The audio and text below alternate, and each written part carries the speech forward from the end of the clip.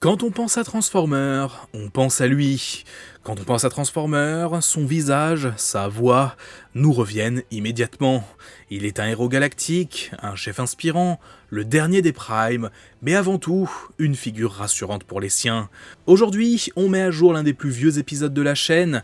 Enfin, je vous propose un focus digne du personnage de légende qu'est Optimus Prime.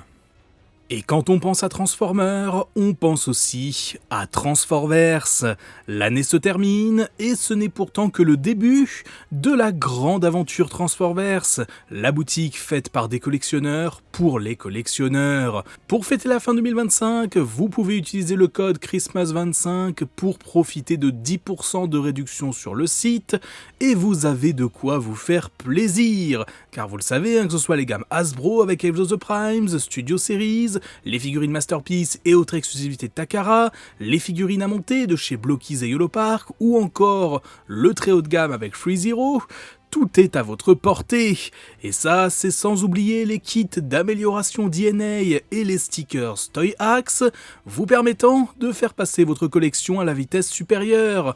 Alors profitez de ces journées de réduction, et sincèrement, de la part de toute l'équipe Transforverse, joyeuses fêtes et bonne année.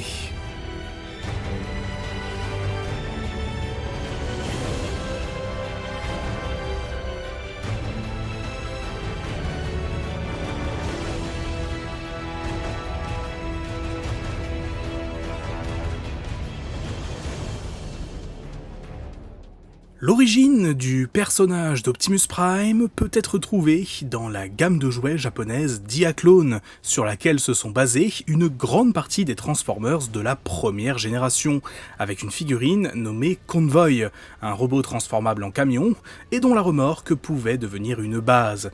Plusieurs versions de ce jouet ont existé, notamment une version en armure, qui deviendra Ultra Magnus, et chose amusante, un fabricant avait même acquis les droits de Convoy avant Hasbro, la société française Joustra, qui a donc distribué des Diaclones directement en France et en Europe, avant que la marque Transformers ne prenne le dessus et vienne dominer le marché.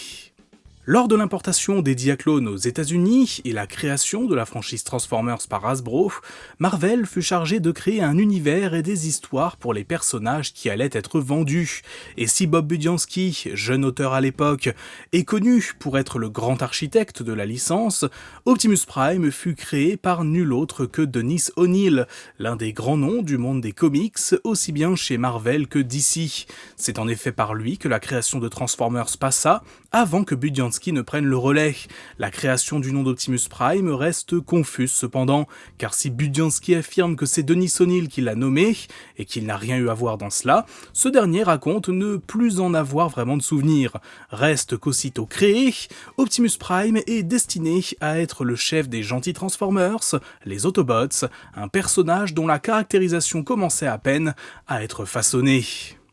En 1984 commence la série d'animation Transformers et sans surprise, Optimus Prime en est le personnage principal pendant les 2 premières saisons. Il est un chef courageux, respecté, toujours prêt à mettre sa vie en jeu pour sauver les siens ainsi que les humains, alors qu'Autobots et Decepticons se sont écrasés sur Terre après avoir fui Cybertron dépourvu d'énergie. L'écriture et la réception du personnage seront en partie influencées par son interprète, Peter Cullen, qui trouve ici le rôle d'une vie, inspiré par son grand frère, un ancien militaire marqué par la guerre du Vietnam, et qui lui apprendra qu'un vrai héros n'est pas quelqu'un qui parle fort et montre les muscles, mais plutôt quelqu'un dont la force est la gentillesse et la capacité à être bon avec les autres. Et rien qu'avec ça, on a là la majorité de la caractérisation d'Optimus Prime, un soldat redoutable sur le champ de bataille s'il le faut, mais aussi une figure rassurante et presque paternelle pour les siens. La série nous montrera tout au long ses affrontements face à Megatron, son ennemi de toujours, déjouant ses nombreux plans visant à conquérir notre monde. Durant la 2e saison, on découvre les origines du perso dans l'épisode War Down. À l'origine, il était un simple travailleur du nom d'Orion Pax, impressionné par les Decepticons, quand ces derniers n'avaient pas encore déclaré la guerre sur la planète Cybertron. Lors d'une rencontre avec Megatron, ce dernier le trahit et le tue pour s'emparer de ses ressources d'énergie.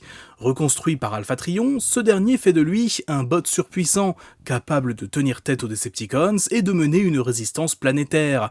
À ses côtés se trouvait sa petite amie, Ariel, désormais appelée Elita One, elle aussi tuée par Megatron, et elle aussi désormais membre de la résistance Autobot. Les deux auront l'occasion de se réunir dans un épisode dédié, où Optimus retourne sur Cybertron la secourir des Decepticons, s'étant servi d'elle pour attirer ce dernier dans un piège. 2 ans après le début de la série, le jouet d'Optimus Prime s'était suffisamment vendu, et allait donc être retiré des rayons pour laisser place à de nouveaux personnages. Hasbro se servit donc du film d'animation Transformers en 1986 pour passer à autre chose. Dans ce long métrage, situé 20 ans dans le futur, Optimus Prime livre une ultime bataille face à Megatron sur Terre, dans la ville d'Autobot City. One shall stand, one shall fall. Alors que des coups violents sont échangés, l'intervention courageuse mais malvenue de Hot Rod permet au leader des Decepticons de tirer des coups de pistolet à l'intérieur d'une blessure infligée à Prime, lui donnant du coup des dégâts mortels. Quelques minutes plus tard, Optimus, sachant que son heure était venue, transmet l'artefact des Prime, la matrice du commandement, à son ami Ultra Magnus, qui devient alors temporairement le chef des Autobots, avant l'ascension de son véritable successeur, Rodimus Prime. La mort d'Optimus Prime marque énormément les enfants de l'époque, Hasbro ayant grandement sous-estimé l'impact que le personnage avait eu auprès d'eux. Pire, dans la 3e saison, un épisode est même dédié à un retour du perso sous une forme de mort-vivant. Mais Hasbro finira par écouter les plaintes, et dans l'avant-dernier arc de la série, Optimus est ramené à la vie par un quintesson pour contrer la menace de la Hate Plague, récupérant la matrice dans le corps de Rodimus alors infecté, et l'utilisant pour purger l'univers entier de cette maladie. Autobots, transform and roll out. Dans les pages des comics Marvel, l'histoire d'Optimus est autrement plus complexe et avec une origine qui restera l'une des seules du genre pour le personnage. Optimus est à l'origine un combattant dans les arènes de gladiateurs de Cybertron, entretenant une rivalité respectueuse avec le champion de la ville de Tarn, Megatron, alors que lui représentait Yakon. Ayant reçu la matrice des mains de l'ancien leader Autobot, Sentinel Prime, il prend la tête de son camp lorsque la situation politique se dégrade et que la guerre éclate. Dans ses jeunes années en tant que leader, il entreprend plusieurs missions pour tenter d'inverser le cours de la guerre, qu'il sentait bien mal engagée, cherchant notamment à récupérer le pouvoir de l'Underbase, violant ainsi un traité de neutralité autour de l'artefact et menant à l'expulsion de ce dernier de Cybertron, une erreur qui le hanta de longues années, s'étant laissé emporter par une quête de pouvoir pour prendre l'avantage sur Megatron. Si Optimus Prime était le leader militaire des Autobots, le camp restait dirigé par un conseil d'anciens, à qui il devait rendre des comptes. Ce n'est que plus tard qu'il hérita du statut de chef suprême de son camp. Alors que la guerre s'éternisait, Cybertron avait été dévié de son orbite par la violence des combats. Ouais, carrément, se dirigeant vers un champ d'astéroïdes. Pour le détruire, Optimus embarque ses meilleurs soldats à bord de l'Arche, mais alors que la mission est un succès, les Decepticons attaquent et tout comme dans la série animée, les deux camps finiront par s'écraser sur Terre il y a 4 millions d'années, restant endormis jusqu'aux années 80. Une fois réveillée, la guerre reprend avec Megatron sur notre monde, Prime menant les Autobots dans de multiples batailles face à lui, prêt à piller l'énergie de notre planète. Contrairement à la timeline de la série, sa mort ne fut ici pas aussi spectaculaire, son corps étant détruit suite à une bataille dans un monde virtuel face aux Decepticons, et sa défaite lorsque Megatron utilisa basiquement un cheat code. Heureusement, il n'était pas prévu que le personnage reste mort pour toujours, son esprit ayant été sauvegardé. Il sera plus tard implanté dans un nouveau corps, construit sur la planète Nebulos, fonctionnant désormais en symbiose avec le scientifique l'ayant recréé, IQ, devenant ainsi son partenaire Power Master. De retour pour assumer le leadership des Autobots, qui avait été divisé depuis, il affrontera plus tard Galvatron en provenance du futur, et faisant équipe même avec le futur chef des Autobots du coup, lui aussi en provenance d'une timeline de l'avenir, Rodimus Prime. Lorsqu'Unicron attaque Cybertron, une alliance entre Autobots et Decepticons est nécessaire pour tenir en tête à ce dernier. Optimus Prime et Scorponok, alors à la tête des Decepticons, acceptent une trêve, et la bataille qui s'ensuit fut particulièrement meurtrière pour les deux camps. Utilisant le pouvoir de la matrice, le chef des Autobots utilise son pouvoir et se jette dans la gueule d'Unicron, le détruisant de de l'intérieur, mais se sacrifiant donc par la même occasion. La conscience d'Optimus survécut encore une fois, cette fois-ci à l'intérieur de son partenaire Power Master, IQ, les deux esprits ne formant désormais plus qu'un. Un nouveau corps est donc construit pour lui, une forme finale pour Optimus Prime, qui mènera les dernières batailles face aux Decepticons. La popularité d'Optimus Prime, Hasbro a donc fini par la comprendre, au point qu'en 1988, un tout nouveau jouet du personnage sort, une version Power Master, qui réimagine le leader des Autobots avec une armure, et son partenaire donc IQ, le même qui sera vu dans les comics à l'époque. 2 ans plus tard, ça sera au tour des Action Masters de recevoir un Optimus, non transformable donc, puisque c'était le principe de cette courte période de l'histoire de la licence. Et en 1992, quand il faut relancer la machine avec la génération 2, un nouvel Optimus est lancé, réutilisant grandement la version de base, mais qui sera suivi par 2 autres versions, une première appelée Hero Optimus Prime, se transformant en camion équipé d'un mécanisme de lance-missiles, et une seconde bien plus populaire en 1995, Laser Optimus Prime, se changeant en camion à nylon, une vraie réinvention pour le personnage. À la même période sortaient donc les comics G2, toujours publiés par Marvel, prenant la suite des originaux. Optimus Prime doit ici faire face au retour de Megatron, ressuscité grâce à l'organisation Cobra, mais aussi à G-Axus à la tête d'un empire cybertronien galactique, cherchant à conquérir le cosmos. Leur confrontation fut brutale et G-Axus vaincu par le Swarm, un essaim cosmique consumant tous les cybertroniens. Après être mort, ainsi que G-Axus donc, le pouvoir de la Matrice parvient à ramener Optimus à la vie, dans une forme encore plus puissante, renforçant ainsi son statut mystique. Dans la deuxième moitié des années 90, alors que la franchise Transformers se réinvente, Optimus Prime est forcé d'en faire de même. L'arrivée de Beast Wars en 1996 marque un tournant, car on ne suit plus Optimus Prime en tant que héros, mais l'un de ses descendants, Optimus Primal, moins expérimenté. Pendant un temps, il fut envisagé que Primal soit une nouvelle forme du Optimus Prime qu'on connaît. C'est notamment ce qui était visible dans les comics Beast Wars publiés avec les tout premiers jouets, où le personnage se changeait en chauve-souris. Mais quand la série fut écrite et son lore développé, cette idée fut rapidement abandonnée, les créateurs de celle-ci préférant mettre en avant un nouveau héros lié à l'original, mais qui n'en est pas simplement une nouvelle version. Optimus Prime est donc ici une figure mythique du passé de Cybertron pour les Maximals et Predacons, et la version G1 du personnage sera donc vue dans l'Arche lorsque Megatron 2 souhaite altérer le cours de l'histoire dans le passé. Il y arrive pratiquement, Optimus Prime n'étant sauvé que grâce à Primal, qui prend son Spark pendant que son enveloppe physique est réparée. L'étincelle de vie de Prime et celle de son descendant améliorent alors Optimus Primal, lui faisant adopter la forme d'Optimal Optimus, suite à quoi le Spark est replacé dans le torse du leader des Autobots. Le début des années 2000 marque un retour à un Optimus Prime plus classique, avec en premier lieu la série Robots in Disguise en 2001. Au Japon, le leader des Autobots dans la série est nommé Fire Convoy et était envisagé comme un perso différent du Optimus original. Mais lors de l'importation de l'anime en Occident, Hasbro le renomme simplement en Optimus Prime pour éviter toute confusion. Il se change désormais en camion de pompier et est également la première version d'Optimus à mettre en avant, dans une série diffusée en Occident, un super mode formé du robot de base assemblé avec l'arrière de son camion de pompier, un mode véhicule là aussi inédit.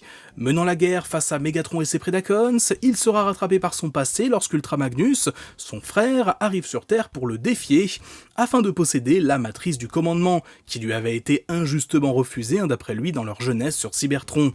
La rivalité des deux bots sera l'un des éléments marquants de Robots in Disguise, pouvant se combiner pour former Omega Prime, le plus puissant des Transformers de la série, et potentiellement l'un des Autobots les plus puissants du multivers Transformers tout entier. Voir mon focus sur lui pour en apprendre plus.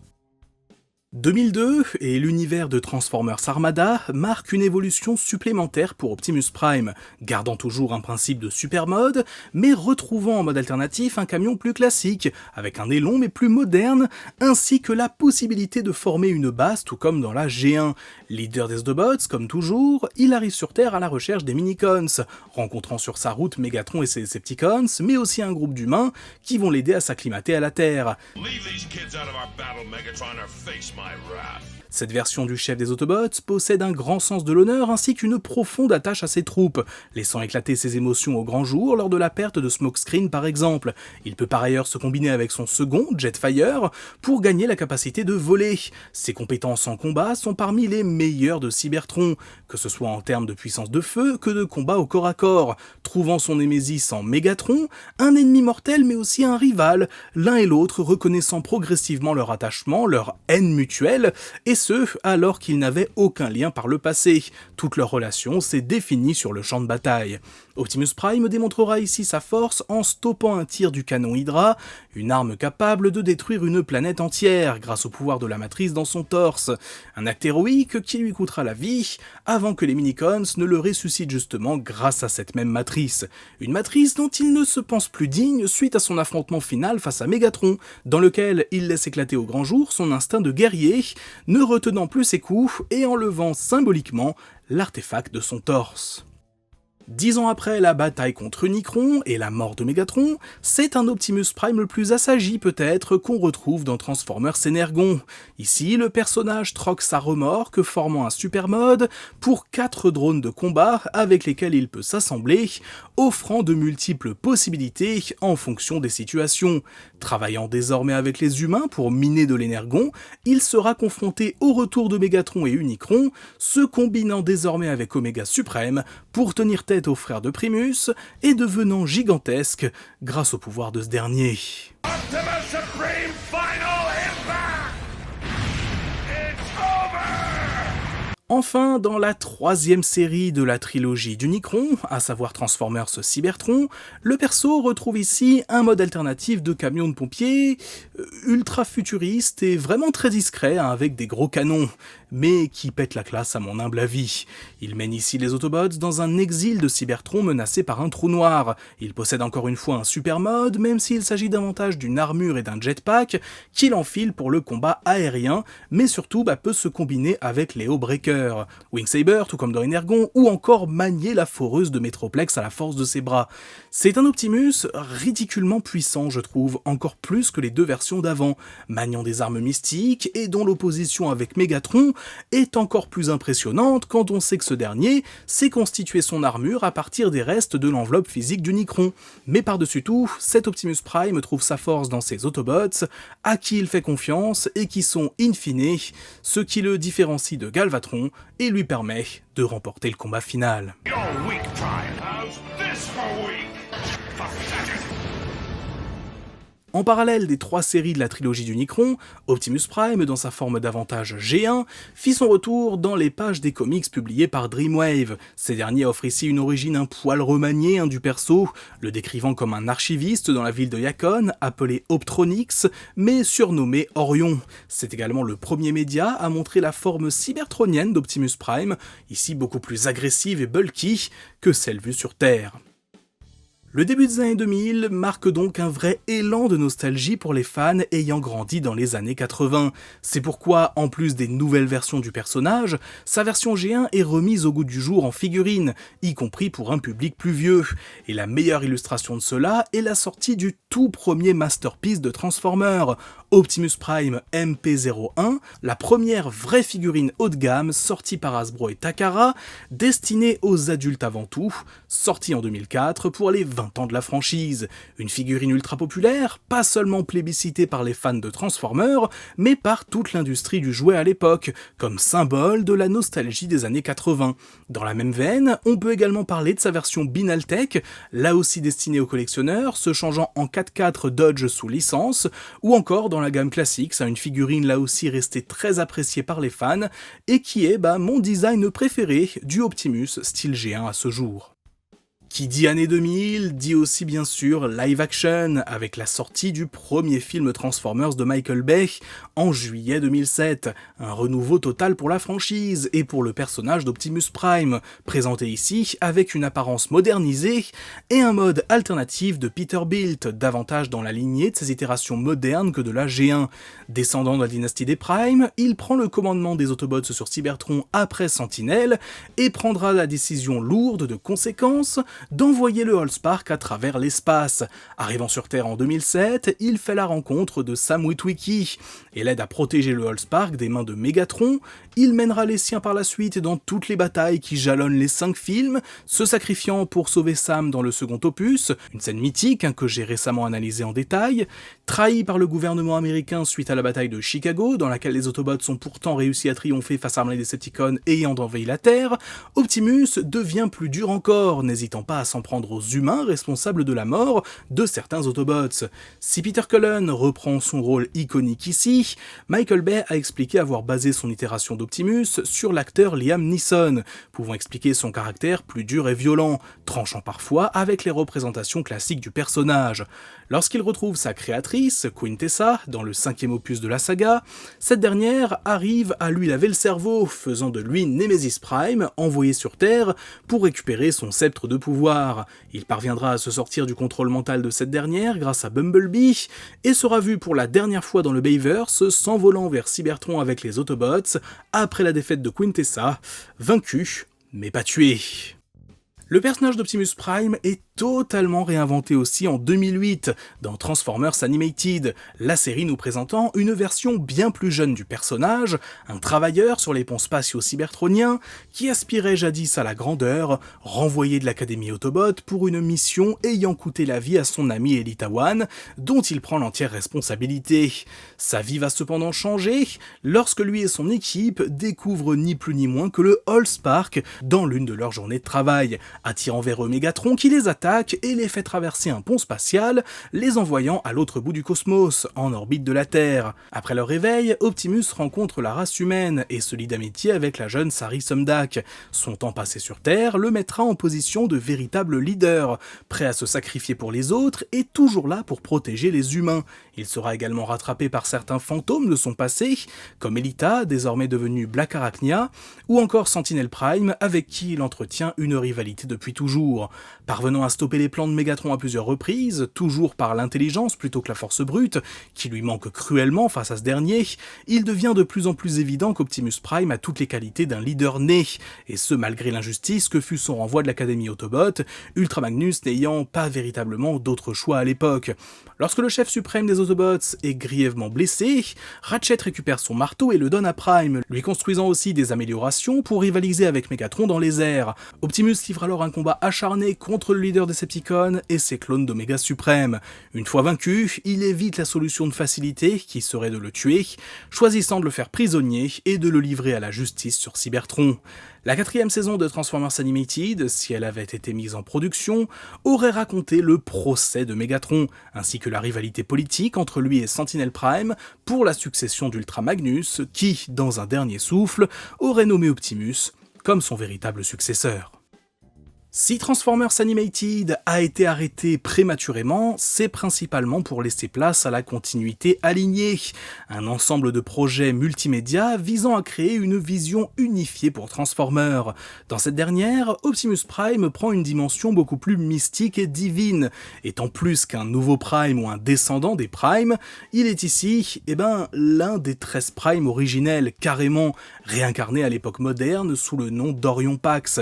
Il obtient la matrice du commandement pendant la guerre, de Primus lui-même, lors d'un voyage au centre de Cybertron.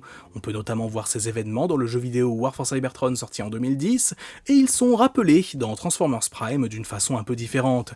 Dans cette série, le personnage est donc présenté comme sage et inspirant, quoique un peu plat par certains aspects peut-être, toujours sérieux et concentré.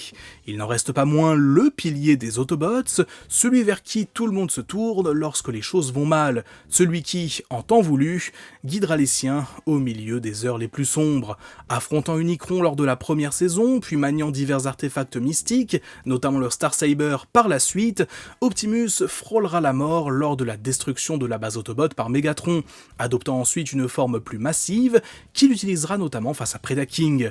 Lorsqu'Unicron revient une ultime fois attaquer Cybertron dans le climax de la série, il n'a d'autre choix que de le piéger dans le seul réceptacle capable de contenir son énergie vitale, le Allspark. Ainsi, il aspire l'énergie du Allspark en lui, dans la matrice, piège Unicron, mais n'a donc d'autre choix que de se sacrifier pour faire revivre le Puits des Sparks, l'endroit d'où naissent tous les nouveaux Cybertroniens.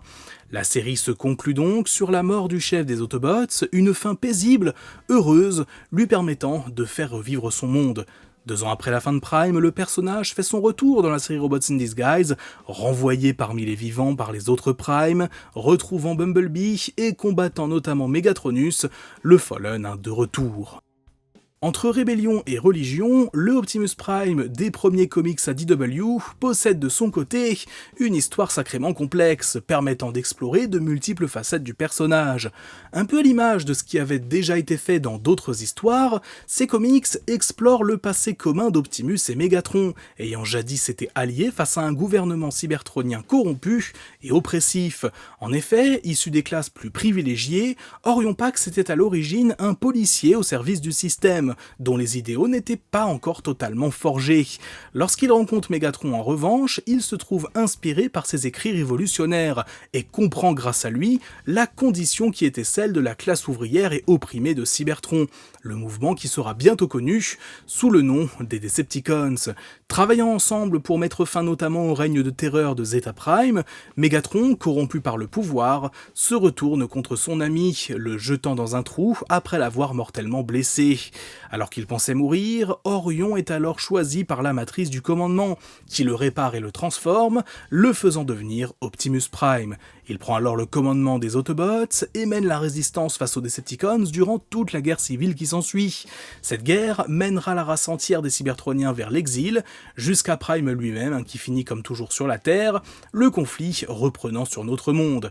Après avoir stoppé Megatron dans sa conquête de notre planète, il doit faire face aux représailles de certaines organisations humaines avant que la guerre ne prenne fin, du moins sur notre monde.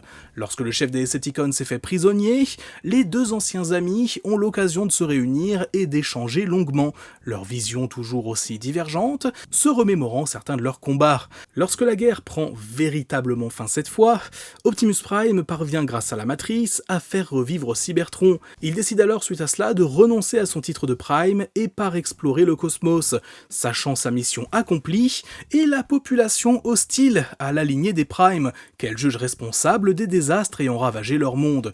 Cependant, son passé le rattrapera lorsqu'il se retrouve à affronter Nova Prime dans le Dead Universe, l'incarnation même de la corruption des Prime. Après l'avoir tué, il reprend son titre, souhaitant laver les péchés de la lignée des Prime justement et contribuer à son échelle à la reconstruction de Cybertron. Il met fin avec Megatron au plan de Shockwave visant à basiquement détruire l'univers, et de nouveau à la tête des Autobots, acquiert plusieurs nouvelles capacités, notamment celle de pouvoir se combiner avec certains des siens, formant Optimus Maximus. Sa présence de nouveau sur Cybertron ne laisse pas indifférent une partie de la population, notamment celles et ceux en provenance des anciennes colonies cybertroniennes. C'est notamment le cas de la Mistress of Flame de la planète Caminus, une leader religieuse voyant en lui le héros de la prophétie du Horizon, le 13e Prime censé unir les Cybertroniens et apporter la paix. Cette dernière essaye de le convaincre de sa vision, et s'il s'y oppose au départ, et qu'il ne croit pas lui-même être un élu, il trouve à minima une opportunité politique et stratégique là-dedans, notamment dans la formation du Conseil des mondes cybertroniens. Lorsque Galvatron, ayant reformé les Decepticons, attaque la Terre, Prime décide alors d'intégrer de force notre monde au Conseil cybertronien pour nous protéger. Une décision polémique qu'il regrettera, affrontant Galvatron et le tuant, amenant même sa tête aux dirigeants humains comme preuve de sa victoire. Il regrettera par la suite ses actions, estimant qu'il était en train de relancer le cycle de violence de ses ancêtres, et tenta de se racheter, se sachant imparfait, et sachant aussi le poids de la lignée qui pèse sur ses épaules.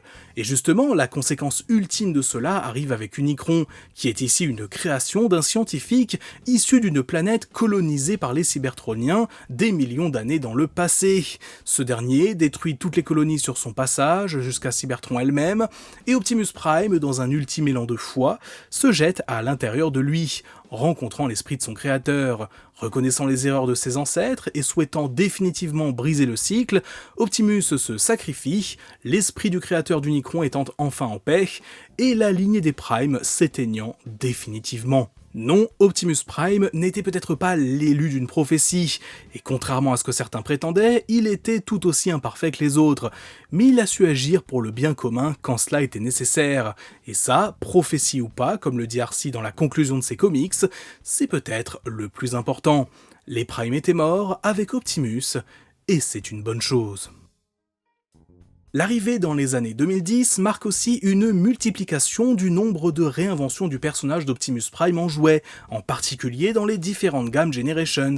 On verra notamment apparaître de plus en plus de figurines d'Orion Pax avant que le personnage ne devienne un Prime, puis ensuite une version combinable dans la gamme Combiner Wars, aux proportions massive, une réimagination de sa version Power Master en 2016 dans la gamme Titan's Return, ou encore une figurine Evolution en 2018 avec Power of the Prime, un petit Orion Pax pouvant s'assembler avec Sarmork pour former Optimus. Du côté de la fiction en revanche, l'origin story d'Optimus Prime tend à se solidifier avec le temps, avec plusieurs variations possédant les mêmes prémices de base. Ainsi, dans Cyberverse en 2018, on découvre son amitié passée avec Megatron, et leur désaccord ayant mené à la guerre, faisant de lui un bot plus sérieux, qui peine parfois, même dans la victoire, à réellement trouver le bonheur. De même, avec la nouvelle continuité ADW à partir de 2019, lui et Megatron sont montrés comme des sénateurs à l'époque d'avant-guerre sur Cybertron, dont les désaccords mèneront là encore à l'insurrection des Decepticons et leur conquête de Cybertron, forçant les Autobots à l'exil. En 2018, même s'il n'en est pas le personnage central, Optimus Prime fait une apparition remarquée dans le film Bumblebee, avec un design désormais très proche de l'original, dans plusieurs séquences majeures prenant place sur Cybertron. Il arrive sur Terre à la fin de l'histoire, avec d'autres Autobots, retrouvant donc son fidèle éclaireur. C'est ce même Optimus qu'on retrouve quelques années plus tard dans Rise of the Beasts, montré comme méfiant envers l'espèce humaine et souhaitant retourner sur Cybertron après avoir rassemblé ses forces. L'arrivée de Scourge et des Terrorcons, ainsi que sa rencontre avec les humains, Noah et Elena, puis les Maximals, lui feront comprendre que la Terre mérite d'être protégée, et qu'avec les humains, il ne faut pas se fier aux apparences. Il affronte alors Scourge et son armée, et lorsqu'Unicron arrive par un portail spatial, détruit la clé Transwarp pour l'en empêcher, sacrifiant son seul moyen de retrouver son monde, mais sauvant ainsi le nôtre. À partir de 2019, on voit une véritable évolution des figurines d'Optimus Prime, avec non seulement une multiplication encore plus marquée de celle-ci, mais une recherche de fidélité toujours plus poussée. Cela commence en 2019 avec la version Siege, une sorte de mix entre un look terrestre et cybertronien, puis Earthrise, la première version à faire du 100% G1 depuis bien longtemps. On retrouvera aussi une nouvelle version de son look G2, et tellement d'autres que tous les citer ne seraient pas pertinents. On peut néanmoins terminer en parlant de sa figurine Studio Series 86, sortie pour les 40 ans de la licence, ayant vocation à devenir, probablement, la référence en termes d'Optimus Prime pour un long moment. À la télévision, on retrouve à partir de 2022 une itération plus singulière d'Optimus Prime dans la série Transformers Earthspark, interprétée par Alan Tudyk. S'il est toujours le chef des Autobots et le porteur de la matrice, il travaille également à la liaison entre humains et cybertroniens dans une période post-guerre cybertronienne, dans laquelle Megatron a fait le choix de se repentir et de le rejoindre. On a donc affaire ici à un Optimus encore plus proche des humains et qui fait du mieux qu'il peut pour s'intégrer à la Terre, alors qu'une partie de l'humanité rejette toujours les Transformers. Il travaille pour cela avec l'organisation Ghost, formée après la fin du conflit, emprisonnant les Decepticons récalcitrants, mais qui se révélera être une couverture visant à éliminer tous les cybertroniens sans exception. Ces dernières années, de nouveaux récits majeurs autour d'Optimus Prime ont vu le jour, à commencer par les comics publiés par Skybound, une histoire basée sur la première génération, lui apportant un tournant plus sombre et sérieux, avec un Optimus autant émerveillé par la beauté de notre monde que violent avec ses ennemis. L'intrigue développera notamment ses doutes en tant que leader, sa relation conflictuelle avec Elita, puis son affrontement final contre Megatron, de retour plus puissant que jamais. C'est également une timeline qui offre certains visuels iconiques, notamment celle où le chef des Autobots s'équipe du bras de Megatron avec son canon à fusion, un panel déjà parmi les plus célèbres de la franchise et du monde des comics ces dernières années. En 2024, les origines du personnage ont été adaptées sur grand écran, avec la sortie de Transformers One au cinéma, racontant comment son amitié avec D16, futur Megatron, allait changer l'histoire de son monde. On rencontre alors Orion Pax, travailleur dans les mines de Yacon, sans coque de transformation, Intrépide et rêveur, il se lance à la poursuite de la matrice du commandement après avoir trouvé une carte menant au lieu de l'ultime bataille des Primes. Une fois sur place, il apprend avec D16, Elita et B127 la vérité sur l'histoire cybertronienne et la trahison de leur leader Sentinelle ayant trahi les siens pour acquérir le pouvoir et se mettant au service des envahisseurs quintessons. Après avoir acquis un COG et désormais capable de se transformer, il retourne à Yacon et lève une révolte contre Sentinelle, le sort à réserver à ce dernier étant à l'origine de la rupture entre lui et D16, qui le jette dans le vide après l'avoir blessé. Orion rencontre alors Primus et obtient la matrice du commandement. Suite à un combat face à son ami qu'il remporte, Megatron est exilé et Optimus Prime utilise l'artefact pour réactiver les flots d'énergon sur la planète, offrant à tous ses habitants qui ne le possédaient pas encore un cog de transformation. En 2025, au-delà des comics Skybound, désormais repris en main par Robert Kirkman après les 2 ans de parution de l'artiste Daniel Warren Johnson, la web-série Cyberworld a commencé cet été, nous présentant un Optimus définitivement plus comique, en accord avec le ton global de la série, affrontant divers adversaires dans un monde virtuel, se changeant en camion dans un premier temps, puis en véhicule tout-terrain par la suite, marquant une petite nouveauté pour le personnage en tout cas, quelque chose qu'on n'a pas l'habitude de voir. Plus qu'un héros, plus qu'un soldat super puissant, Optimus Prime c'est le symbole de la franchise Transformers et un personnage majeur de la pop culture occidentale, que ce soit avec les films de Michael Bay, la première génération ou une autre itération, tout le monde a au moins vu Optimus Prime une fois dans sa vie, et je ne pense pas me tromper en disant que, même quand ce n'est pas notre personnage préféré, Optimus reste important pour chaque fan de Transformers. J'aimerais d'ailleurs en cela rendre hommage aux nombreux interprètes du personnage, notamment en France, avec les regrettés Francis Lax dans la G1, Bien mieux de te rendre tout de suite. et Jack Frantz pour les films live. Mon nom est Optimus Prime. Et bien sûr celui qui, en version originale, a dédié sa vie entière au personnage, inspiré par son frère, Peter Cullen, probablement l'une des personnes les plus importantes pour avoir fait de Transformers la licence qu'elle est aujourd'hui, et qui aura encore, je l'espère, l'occasion de rejouer le personnage. Merci à tous pour votre soutien continu sur cette chaîne, merci à tous ceux qui continuent de rendre cette aventure possible. Till all are one.